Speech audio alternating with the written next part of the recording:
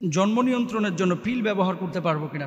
পিল ব্যবহার করা ইসলামের শরিয়ার ভাষ্য কি? ইম্পর্টেন্ট একটি বিষয়। আল্লাহ সুবহানাহু ওয়া তাআলা কি বলছেন একটু কুরআনুল কারিমে আপনারা খেয়াল করেন। পবিত্র কুরআনুল কারিমে সূরা ইসরার 31 নম্বর আয়াত, ওয়ালা তাকতুলু আওলাদাকুম খশিয়াতা ইমলাক। দারিদ্রতার ভয়ে সন্তান সন্ততিকে হত্যা করা, ধ্বংস করা, এটা সম্পূর্ণরূপে আপনার জন্য হারাম করে দিয়েছেন আল্লাহ সুবহানাহু ওয়া তাআলা। এবং দেখেন 30 নম্বর পরে একটি সূরার মধ্যে আল্লাহ তাআলা বলছেন, ওয়া ইদাল মাউউদাতু সুইলাত বিআইয়ি দামবিন কুতিলাত। যারা ভ্রূণ হত্যা করে, ভ্রূণ বলতে ওই যে রূহ আসার পরে যারা সন্তানদেরকে হত্যা করে, অথবা সন্তান পৃথিবীতে আসলে খাওয়াবো কি এই আশঙ্কায় যারা হত্যা করে বাচ্চা কাচ্চাকে। পেটের মধ্যে অনেক সময় দেখবেন যে কন্যা সন্তান এসেছে বা বারবার বাচ্চা হচ্ছে ছেলে, আশা করেছিল মেয়ে, আসলে ওই বাচ্চাটাকে কেটে কেটে বের করে ফেলে। নাউজুবিল্লাহ, সম্পূর্ণরূপে হারাম রূহ আসার পরে এইভাবে কেটে কেটে বের করা।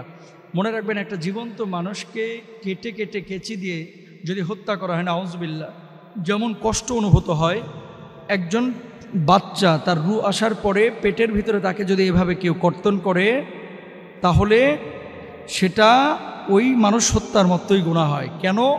আপনার বাচ্চাকে কি আপনি একটা আঙ্গুল কেচি দিয়ে কেটে দিতে পারবেন না? কেন? ওই বাচ্চার মায়া, মমতা, ভালোবাসা আপনার কলিজার মধ্যে বিঁধে আছে, আপনার কলিজার মধ্যে ঢুকে আছে। এখন ওই বাচ্চাটার আঙ্গুল আপনি কাটতে পারবেন না, আপনার বাচ্চার একটা চোখ আপনি তুলতে পারবেন না, আপনার বাচ্চার মাথাটা আপনি কেটে দিতে পারবেন না। কারণ কি? ওই বাচ্চাটা বের হওয়ার পরে বাচ্চার সাথে আপনার মায়া, মমতা, সৌহার্দ্য, সম্প্রীতি, ভালোবাসা তৈরি হয়ে গেছে। পেটের মধ্যে যে বাচ্চাটা আছে সেই বাচ্চাটাকে কেন কাটছেন আপনি? আপনি বাবা হিসাবে, আপনার মা হিসাবে আল্লাহর আদালতে আপনাকে দাঁড়াইতে হবে। তাহলে কি আল্লাহর আদালতে দাঁড়াইতে হবে কাদেরকে? আল্লাহ তাআলা কিয়ামতের ময়দানে বলবেন, কোন অপরাধে তুমি বাচ্চাদেরকে হত্যা করেছো? এখন আসেন মূল আলোচনায়, সেটি হচ্ছে পিল খেয়ে জন্ম নিয়ন্ত্রণ।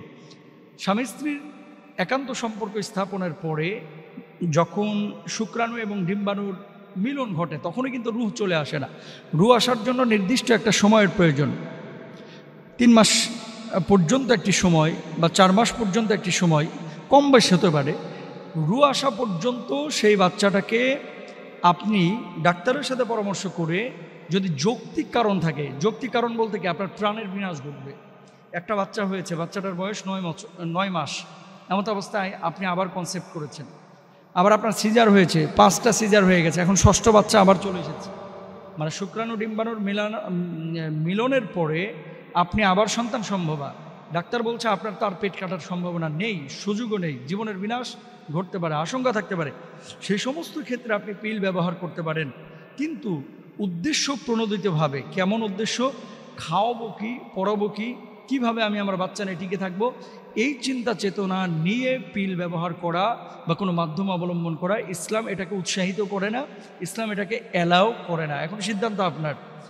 তবে হ্যাঁ, এখানে একটি বিষয় রয়েছে, আপনি আজালের যে বিষয়টি রয়েছে, আজাল করতে পারেন। অর্থাৎ স্ত্রী এবং স্বামীর মধ্যে একটা আন্ডারস্ট্যান্ড বা সমঝোতার ভিত্তিতে আপনি শুক্রাণু ডিম্বাণুর মিলনের সুযোগ দিতে না পারেন। যেমন দেখেন, বুখারীর একটা হাদিস রয়েছে, আন জাবির রাদিয়াল্লাহু তাআলা আনহু ক্বালা কুন্না নাযিলু আলা আহদিন নবী সাল্লাল্লাহু আলাইহি ওয়াসাল্লাম। জাবির রাদিয়াল্লাহু তাআলা আনহু থেকে বর্ণিত, তিনি বলেন, আমরা রাসূল আকরাম সাল্লাল্লাহু আলাইহি ওয়াসাল্লামের যুগে আজাল, যা জন্ম নিয়ন্ত্রণের একটা পুরনো ও অস্থায়ী পদ্ধতি, এটা গ্রহণ করতাম। অর্থাৎ বিশেষ অঙ্গে বিশেষ পদার্থ এটা নির্গত না করে, স্খলন না করে বাইরে স্খলন করা। তো এটা আপনি যদি মনে করেন করতে চান, তাহলে এটা আপনার জন্য জায়েজ রয়েছে। কিন্তু কন্টিনিউয়াস আপনি যদি পিল দিয়ে আপনার সন্তানটাকে প্রতিরোধ করতে চান, এটা ইসলাম নিরুৎসাহিত করেছে, ইসলাম উৎসাহিত করে নাই। তবে হ্যাঁ, পরিস্থিতির শিকার যদি হন, অথবা যদি আপনার জীবনের বিনাশ ঘটে যাওয়ার সম্ভাবনা থাকে, ডাক্তারের সাথে পরামর্শ করে, মুসলিম ডাক্তার হতে হবে।